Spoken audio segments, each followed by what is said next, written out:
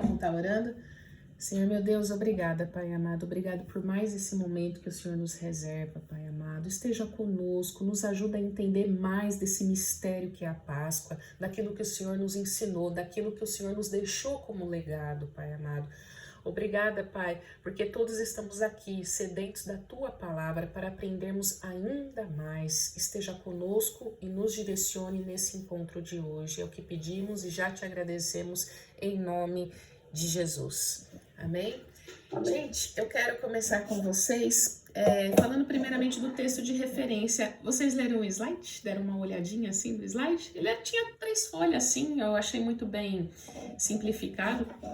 E ele elenca o livro de Efésios no capítulo 4, dos versículos 1 ao versículo 10. Eu gostei porque, assim, apesar de estarmos falando de Páscoa, desta vez não foi colocado a ceia da Páscoa, mas foi elencado esses versículos e foi muito bem empregado, porque ali está o coração do cristianismo, sintetizado em um momento especial da qual o Senhor nos explicou através do legado da Páscoa.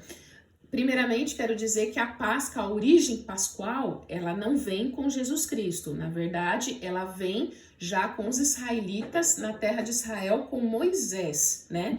Páscoa vem do hebraico presságio, que significa passagem. Então, é a celebração da passagem do povo israelita para a libertação. Inclusive, como sabemos a história, né, na 10ª praga, né, a passagem também, né, do anjo da morte pela casa do povo israelita e a passagem também do Mar Vermelho. Tudo isso um dia a gente vai abordar, né, certinho, toda essa história que é tão incrível, né? Tudo isso foi um legado, um histórico que até hoje o povo de Israel, ele celebra a sua Páscoa, que não é parecida com a nossa. Então, nosso Senhor Jesus, ele pegou a data pascual do povo de Israel e ele confirmou em si mesmo que ele é a libertação, eu sou a Páscoa. Então, ele não mudou simplesmente o significado da Páscoa, ele confirmou, porque nosso Senhor Jesus, ele não veio abolir a lei, mas confirmá-la, e confirmou nele mesmo. Assim, em Efésios, no capítulo 4, no versículo 1 ao 10, diz assim: como prisioneiro no Senhor, lembremos-nos, foi o apóstolo Paulo que escreveu esse livro, rogo-lhes que vivam de maneira digna da vocação que receberam, sejam completamente humildes e dóceis e sejam pacientes, suportando uns aos outros com amor. Façam todo o esforço para conservar a unidade do Espírito pelo vínculo da paz. Há um só corpo e um só Espírito, assim como a esperança para a qual vocês foram chamados é uma só. Há um só Senhor, há uma só fé e há um só batismo. Um só Deus e Pai de todos, que é sobre todos, por meio de todos e em todos. Eu vou ler de novo esse versículo. Há um só Deus, que ele é Pai de todos e sobre todos, e por meio de todos em todos, ou seja, ele basta para tudo. E a cada um de nós foi concedida a graça, conforme a medida repartida em Cristo. Agora o versículo 8º que eu queria que vocês se atentassem. Por isso aqui foi dito, quando ele subiu em triunfo às alturas, levou cativo muitos prisioneiros e deu dons aos homens. Que significa ele subiu, senão que também descer às profundezas da terra? Aquele que desceu é o mesmo que subiu acima de todos os céus, a fim de encher todas as coisas. Eu queria primeiramente chamar a atenção dessa parte desse versículo, porque esse versículo 8 diz que o Senhor Jesus, ele levou cativo muitos prisioneiros. Antes de a gente entrar na seara, quem são esses prisioneiros, eu quero dizer, essa passagem de Efésios diz verdadeiramente na hora da morte de Jesus Cristo. Na hora da morte de Jesus Cristo, aonde o Deus Pai o abandonou, né, que precedeu as palavras tão tristes, né, quando ele diz Abba Pai, né, Pai, porque Ixi, enrolei a língua agora, hein, para falar o aramaico, né, Pai, Deus meu, por que me desamparaste, por que me abandonaste? E logo depois, Cristo morre e desce às profundezas. E nesse versículo, é explicado que ele levou cativo muitos prisioneiros que estavam nas profundezas. Olha que mistério maravilhoso. Então, o ministério de Jesus nunca parou. Ele simplesmente não desceu às profundezas porque ele estava tomado pelos nossos pecados. Ele não deixou de cumprir o propósito do Deus Pai ali. Mas eu quero chamar a atenção dessa palavra cativo. Gente, a origem da palavra cativo significa o quê? Prisioneiro. Então, ele levou os prisioneiros que lá estavam. Parece paradoxal. Mas, quando a gente percebe, quando a gente entende, a gente remete ao livro de Pedro, 2 Pedro, no versículo 2, 2 Pedro, capítulo 2, versículo 19, que diz assim: prometendo-lhes a liberdade, eles mesmos são escravos da corrupção. Segunda parte, pois o homem é escravo daquilo que o domina. Gente, nós não somos livres, libertos. Quando Cristo nos livrou, nos libertou, ele nos tornou cativos para ele. Porque não existe liberdade para o ser humano. Isso é uma realidade. Deixa eu só permitir uma pessoa que entre aqui. E isso é uma realidade. Oi, Beth, seja bem-vinda. Oi. Tudo bem? E isso é uma realidade que a gente precisa entender. Nenhum homem, quando eu falo homem, eu estou falando da figura do ser humano, ele é liberto. Então, o que o Senhor Jesus nos propõe com a salvação é: o meu jugo é suave, o meu fardo é leve.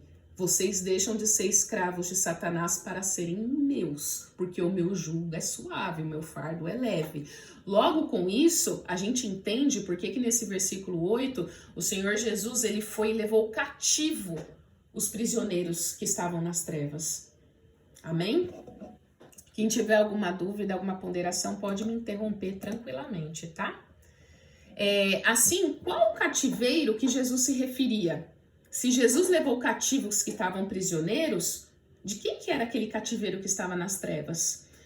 Isso é um dos maiores mistérios bíblicos, né? Existem várias linhas teológicas que explicam, olha, estavam no Hades, que é aquela porta entre o inferno, do juízo final, e a terra, eles estavam no Hades. Tem teologia que defende isso. Tem outras teologias que defendem, não, eles já estavam no inferno, porque todos aqueles que morreram sem Cristo já iam direto para o inferno e Jesus foi até lá, porque ele pegou a chave do inferno e da morte. Então existem muitas explicações teológicas e muitas fantasias também. O que nós sabemos é que o versículo para aí. Ele levou cativos muito prisioneiros que estavam. Logo, paremos aí também. Porque o que a gente pode concluir é: até aqueles que estavam sendo improváveis, até aqueles que estavam há muitos anos, né, provavelmente desde a época dos primórdios da civilização, eles foram libertos, porque para o Senhor não há limites. A obra de Jesus Cristo mostrou aí que ele não tinha limites, que ele até lá foi. Amém? Em Romanos, no capítulo 3, versículo 23, diz assim: pois todos pecaram e estão destituídos da glória de Deus. Então, é nesse aspecto que eu quero falar. Nós também somos prisioneiros. Os seres humanos todos estão fadados ao fracasso chamado pecado. Isso é uma realidade íncita, isso é uma realidade concreta dentro de cada ser humano. O pecado de Adão e Eva nos trouxe a morte. Não há ser humano qualquer que se livre da morte. Ainda aqueles que estão salvos em Cristo Jesus, o que acontece conosco? Nós envelhecemos e morremos, que esse é o regular da vida. Uns morrem mais cedo, outros morrem depois. Mas o fato é, isso foi a consequência do pecado. Então, todos nós precisamos ter como Senhor a libertação, nos tornarmos cativos de Cristo. Isso porque a mensagem da Páscoa, que seria essa, deixe de ser prisioneiro das trevas e torne a ser o meu cativo, ela é maravilhosa, ela é bonita. Nossa, veio um homem aqui, que é o Filho de Deus unigênito, ele veio de uma mulher virgem, ele veio para nos libertar, ele veio e se preparou durante 30 anos, e no aniversário de 30 anos dele, ele batiza e ainda tem 3 anos. E são apenas 3 anos que mudam o mundo inteiro. E além disso, quando chega lá no Gólgota, quando chega lá na crucificação, Nossa, que mensagem maravilhosa. Só que é uma mensagem maravilhosa extremamente dolorosa, extremamente triste. A história do Calvário, ela é triste, ela não é feliz e ela não é romântica. Então, para viver o cristianismo, a gente precisa entender qual é a realidade do cristianismo. Por isso o cristianismo, ele é sim uma escolha, há sim o livre-arbítrio. Aqueles que defendem a total predestinação do ser humano, né? Que nós chamamos nossos irmãos, os presbiterianos, né? Os calvinistas. Para eles não há livre-arbítrio. Não vamos entrar nessa seara, né? Eu sei que a base da Assembleia de Deus é Jacó Armínio, ou seja, é o livre-arbítrio, o ser humano que escolhe, né? Mas independente de ser um ou outro, é certo que não são para todos os seres humanos a salvação. O que eu quero dizer não é limitar o poder do Senhor, não. Porque Deus amou o mundo de tal maneira que deu seu Filho para todos. Mas para aqueles que nele creem, têm a vida eterna. Então o banquete está aí, falta escolher, né? Assim, a realidade do cristianismo ela é de renúncia. Por isso que ela se torna tão dolorosa. Quando analisamos a vida do nosso Senhor Jesus Cristo até chegar nesse banquete da Páscoa, a gente percebe que ele só renunciou. Ele só renunciou e quis mostrar para os discípulos e também para nós o que é o verdadeiro cristianismo. Sempre, ele quis dizer que sempre vale a pena a renúncia, porque sempre o galardão ele é maior. Mas a gente tem que ser realista nessa vida do que nós estamos escolhendo. Qual é a nossa Páscoa? O que nós queremos? E por isso o Senhor Jesus ele ensinou na prática, através do ato pascual, que ele é, né? O sacrifício pascual, o cordeiro, e só relembrando aquilo que eu disse no começo, que quando a Páscoa pressage do povo de Israel, eles ofereciam um cordeiro sem mácula, sem manchas e perfeito, e através do sangue do cordeiro eles faziam a oferenda. Então, quando Jesus ele fala da Páscoa, ele fala, não precisa trazer animal, não precisa fazer todo o ritual, porque eu sou a Páscoa, eu sou o cordeiro. E com isso eu queria elencar 3 exemplos. Se eu estou colocando 3 exemplos é porque existem mais. Do como Jesus colocou na prática a renúncia do cristianismo, o verdadeiro cristianismo. Em primeiro lugar, Jesus ele lavou os pés dos discípulos, inclusive de Judas Iscariotes. E essa passagem está em João, no capítulo 13, dos versículos 4 a 5. E detalhe, foi um pouco antes de eles sentarem, eles não sentavam, né? Eles ficavam ali, né? Quase deitados, na mesa da Páscoa. Em João, no capítulo 13, versículo 4 a 5, diz assim: Assim levantou-se da mesa, tirou a sua capa, colocou uma toalha em volta da cintura. Depois disso, derramou água numa bacia e começou a lavar os pés dos seus discípulos, enxugando com a toalha que estava na cintura. Agora, pasmem, para ele ter chego com a toalha na cintura e com a água e lavar o pé, qual foi a posição corporal que Jesus estava? Pode ser que nem estava de joelho, mas se não estava de joelho, ele estava com a famosa perna de índio, ele estava agachado, ele estava abaixo.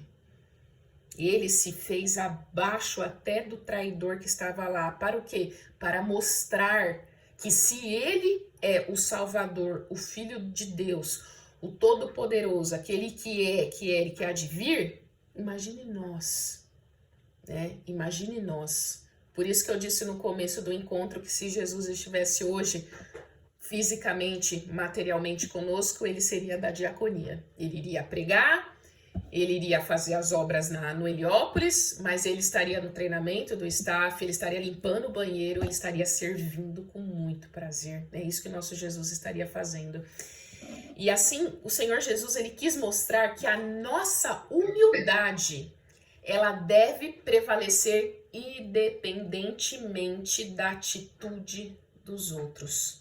É a nossa humildade, a nossa guerra de derrubar o nosso ego que deve prevalecer, independente do que a pessoa fizer, deixar de fazer ou achar de você. É você com Deus, né?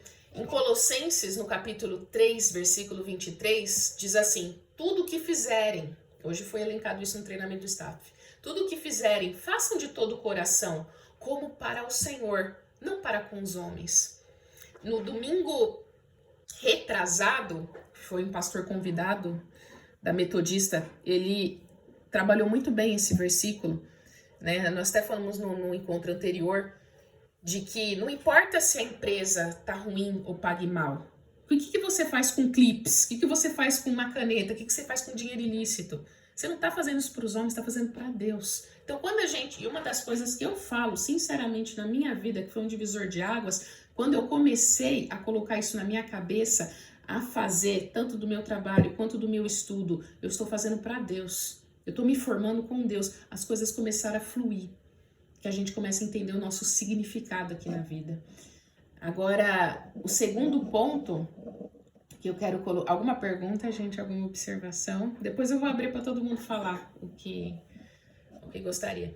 No segundo ponto, né, de exemplo que o nosso Senhor Jesus, ele nos deixou como verdadeiro cristianismo na sua renúncia, ele permitiu, né, ser beijado pelo traidor, Judas Iscariotes. Ele poderia ter falado, você vai vir aqui me beijar, porque ele já sabia de antemão, mas ele permitiu que o traidor chegasse, o beijasse, para depois falar, é com um beijo que você trai o Filho do Homem.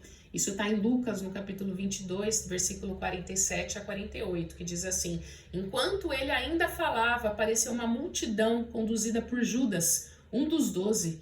Ele se aproximou de Jesus para saudá-lo com um beijo. Gente, saudação com beijo, a gente dá com um amigo. A gente não dá para qualquer pessoa na rua. Ainda que, assim, nossa cultura brasileira, quando a gente conhece a pessoa a primeira vez, normalmente a gente dá beijo. Isso para nós é normal. A maioria das pessoas aceitam. Tem países que não é bem assim, não. Tem países que para você abraçar, beijar, é uma política totalmente diferente. Mas mesmo assim, para te dar um beijo, tem que ser algo mais íntimo. Então Judas não era qualquer um. Ele não era um dos 70 discípulos que vieram comemorando porque expulsaram demônios, como diz aquela passagem. Ele era um dos 12, né? Mas Jesus lhe perguntou, Judas, com um beijo você está traindo o Filho do Homem? Então ele permitiu ser beijado por Judas Iscariotes. E por fim, o terceiro exemplo diz assim, ele desceu para depois subir para cumprir o propósito. Gente, no evangelho a gente tem que descer. A gente tem que ir para a casa do oleiro. Todos nós precisamos ser moldados. Há quem tem a personalidade colérica, há quem tem a personalidade sanguínea, há quem tem a personalidade de gato, tímido, ou a personalidade de lobo. Isso daí é a ciência que explica. Eu fiz a Psychology, tá? Por isso que eu sei essas personalidades. Personalidade lobo é aquela, né? Não, se não for desse jeito, não tem negócio. Aquela pessoa extremamente organizada, com toque, mas assim, algo exagerado. O gato tem um grau relacional bom, mas se torna muito tímido. O colérico não preciso nem dizer, né? Era o rei Davi. E o sanguíneo, que também era o rei Davi, né? Não tem muita paciência. Mas de fato, todos nós precisamos ser moldados. E o Senhor Jesus, ele desceu, foi lá nas profundezas, cumpriu, levou cativos prisioneiros para depois ele subir. Em Filipenses, no capítulo 2, dos versículos 8 a 11, diz assim, e sendo encontrado em forma humana, humilhou-se a si mesmo e foi obediente até a morte, e morte de cruz. Por isso Deus o exaltou à mais alta posição e lhe deu um nome que está acima de todo nome, para que ao nome de Jesus se dobre todo o joelho, no céu, na terra e debaixo da terra, e toda língua confesse que Jesus Cristo é o Senhor, para a glória de Deus Pai. Aqui deixa muito claro a realidade do Evangelho, só sobe quem desce, só é exaltado quem é humilhado. E quando nós recebemos da parte do Senhor a honra, o nosso coração já está diferenciado. Existe um salmo, agora me surgiu na cabeça, eu não havia preparado, eu acho que é Salmo 54, que isso foi o rei Davi. Rei Davi, ele fugiu por aproximadamente 13 anos do rei Saul. Ele foi moldado durante todos esses anos para que pudesse estar à altura da onde Deus gostaria de colocá-lo, ou seja, a humildade de coração. E ele diz assim, não é 54, mas eu me lembro muito bem do Salmo, que diz, preparado está, Senhor, o meu coração, preparado está o meu coração. Quando o rei Davi, ele disse esse versículo, ele deixou bem claro que o coração dele estava pronto para receber aquilo que Deus havia prometido lá atrás, quando o líder Samuel havia despejado a unção dele. Porque logo depois, Davi foi nomeado rei de Hebrom, e depois de 7 anos, ele pegou todo Israel e reinou mais 23 anos, isso. 3 anos, não, 33 anos, isso. E reinou ao todo 40 anos. Então, a realidade do evangelho é essa. Há pontos nos nossos corações, há situações ainda em nós que precisam ser trabalhadas. Isso todos nós temos e é necessário que nós nos conheçamos para que possamos ter as orações certeiras para dizer, Senhor, muda meu coração nessa parte que eu quero ser mais crente. Senhor, aquilo que há anos eu tenho guardado, me ajuda a vencer. E se prepare, porque Deus, ele ouve essa oração. Eu estava falando com a minha amiga Beth hoje, cuidado com as orações, mas é bom que tenhamos coragem de fazer essas orações. Quando a gente chega e fala, Senhor, me quebra nessa parte, me quebra nessa parte porque eu quero. E eu vou falar uma coisa para vocês. A gente pede, eu creio que os irmãos possam ter essa experiência também, né? Desde muito nova, eu sempre gosto de fazer muitas campanhas. Na outra igreja eu ia e tal. E tem muitas coisas, Deus me deu várias coisas, tem outras coisas que eu pedi, até agora Deus não deu, não falou nada, e todo crente passa por isso, né? Mas quando eu percebi, quando Deus permitiu que eu visse que há uma parte dentro do meu ser que precisa ser moldada, eu falei, quer saber? Eu vou fazer essa oração. Senhor, me molda. E me molda. E eu fui orando, aí o Espírito Santo vem, aí você fala, agora vem o desafio. Senhor, esteja comigo. No outro dia, irmãos, parece que a porta do WhatsApp abre. Aí... Mas isso traz vida, é recompensador. E quando isso acontece, por isso que eu entendo, depois dessa realidade de vida que eu passei, por que o apóstolo Paulo fala, eu me regozijo nas tribulações. Quando eu li isso a primeira vez, como é que um homem vai se regozijar por tribulação? Gente, tribulação, vocês sabem a gradação, né? Você tá preocupado, você tá com muito conflito e você tá em tribulação. Tribulação já chega no nível de desespero. E quando ele fala, eu me regozijo nas tribulações, opa, peraí, agora eu tô entendendo. Porque toda vez que a gente é provado, é passado pelo fogo, é moldado, é humilhado na mão dele, ele nos faz subir um pouco mais. E é aquele hino que eu vivo falando quase todos os encontros. Cada vez que a minha fé é provada, tu me dás a chance de crescer um pouco mais. Comunidade de Nilópolis rompendo em fé. E é isso. E para finalizar, eu queria deixar para vocês que esse dia de hoje, né, lá atrás, né, pelo calendário judaico, ele antecede a ressurreição. É um dia que a igreja, né, estava chorando, é um dia que a igreja ela tinha perdido a esperança, é um dia que as mulheres estavam trabalhando para preparar os ungüentos, para no outro dia ungir o corpo de Jesus. Então era um dia de bastante choro. E esse momento tão triste, nada romântico, ele nos faz lembrar de Isaías 53, capítulo 5. Mas ele foi ferido por causa das nossas transgressões e moído por causa das nossas iniquidades. O castigo que nos traz a paz estava sobre ele, e pelas suas pisaduras fomos sarados. Por causa de todo aquele sofrimento, nós estamos aqui hoje.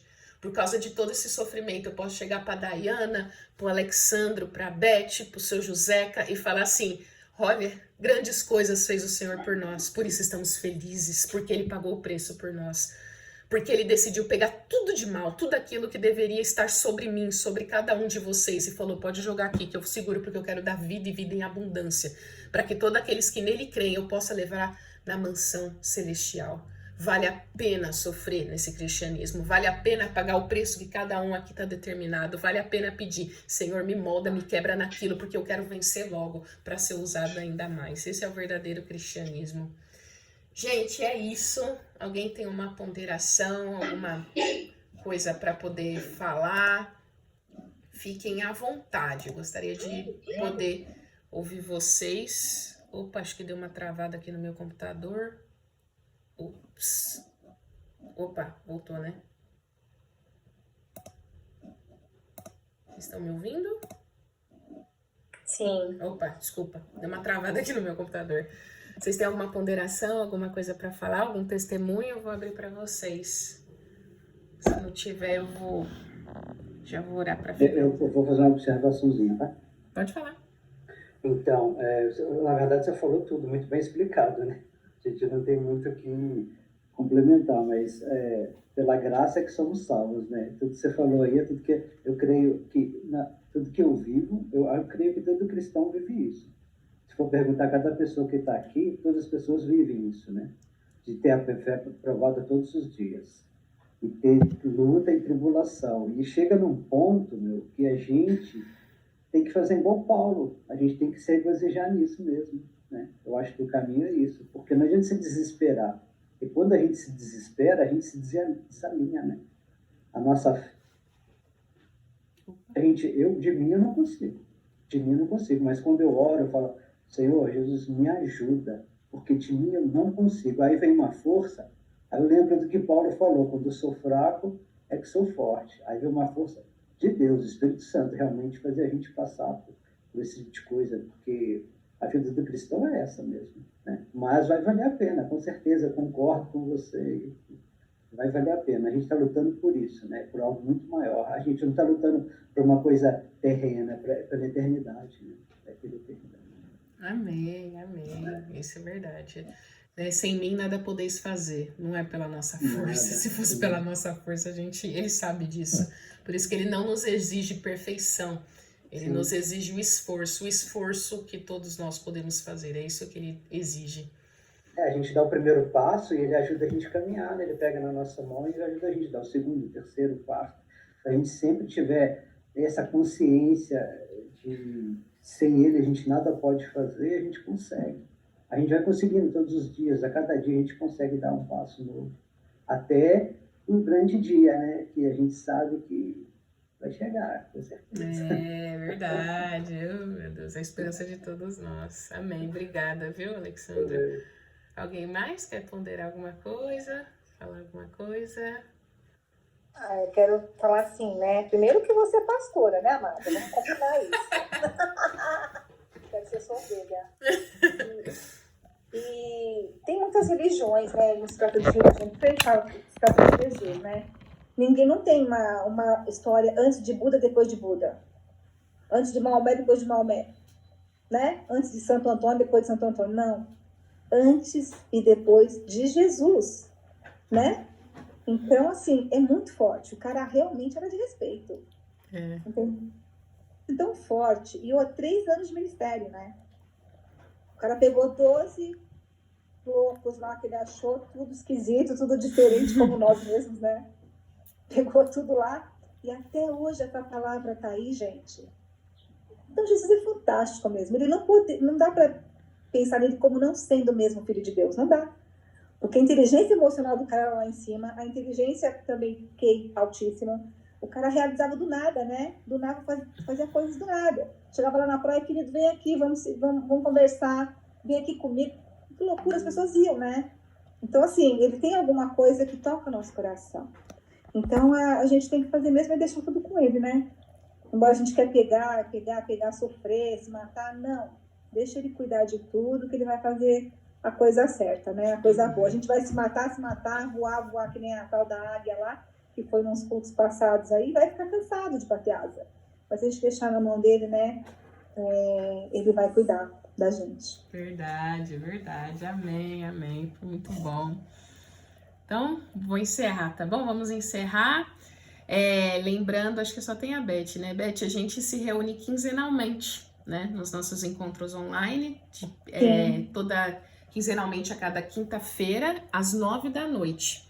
Aí, se você quiser, se não conseguir entrar e ver que depois vai sair, não tem problema nenhum. Eu vou entrar sim. Eu vou te adicionar no grupo e é bem bacana. Agora, eu acho, né, bem bacana. É bem bacana. E a gente pega as temáticas do culto e a gente elabora e a gente tá... Futuramente, obviamente, eu vou querer encontrar com todos vocês. O Alexandre já conhece pessoalmente, a Dayana eu vou conhecer em nome de Jesus. A gente vai marcar o nosso café e com alguns outros também que eu gostaria de estar. Se Deus quiser, a gente vai conseguir se reunir. Apesar de o GC estar fazendo essas modificações para o segundo semestre, como eu tinha explicado, eu gostaria de permanecer com um grupo sim. Entrou algumas pessoas aí, mas eu quero alocá-las. Isso vou deixar a liderança decidir no segundo semestre, mas esse grupinho que começou tem um carinho especial. Vamos estar orando para finalizar? Tá. Maravilhoso Deus e eterno Pai, obrigada, Pai amado. Não temos palavras para te agradecer pela tua misericórdia, Pai amado, mais uma vez. Quero te agradecer, ó Pai, por todo o sofrimento, por tudo que o Senhor passou, porque nos trouxe vida, paz e alegria. Obrigada, Pai amado, que o Senhor nos dê amanhã um culto abençoado, Pai. Que esse significado de ressurreição traga-nos alegria logo pela manhã. Amém. Venha guardar a cada um que aqui está, venha trazer alegria, paz, aquilo que está faltando na vida de cada irmão, ó Deus, venha suprir em glória, é o que pedimos e já te agradecemos em nome de Jesus. Gente, muito obrigada. Amém.